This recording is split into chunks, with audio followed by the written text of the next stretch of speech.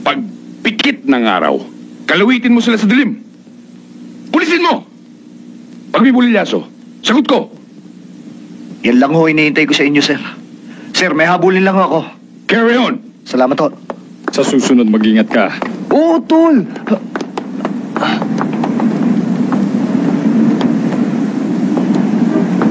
Bilib ako talaga sa'yo, Alexander. May impluensya ka talaga. Kayang-kaya mong paikutin ng batas. Pati mga pulis, ginagago mo. Pati opisyal, dinuduyan mo. Manipis na pruweba lang ang pinakita ko sa'yo, Margalyo.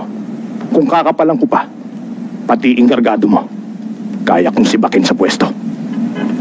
Sabi ko na sa'yo eh, matindi ang utol ko. Hindi mo ako kaya agawin sa kanya.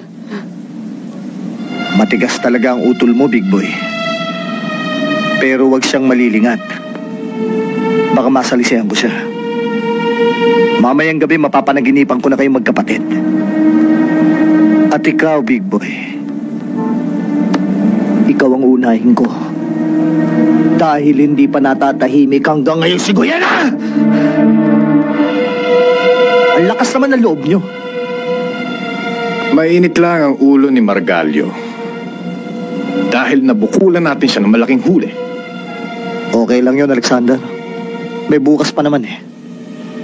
Simula sa araw na to, may ilang bukas ka na lang. At sa pagtulog mo, hindi mo na makukuha ang managinip. Managinip ka man, dun na sa impyerno. Bilangin mo kung ilang tulog pa ako, Alex. At sa huling tulog ko sa impyerno, nandun ka na rin. Pero sasalubungin ka nga lang ni Satanas.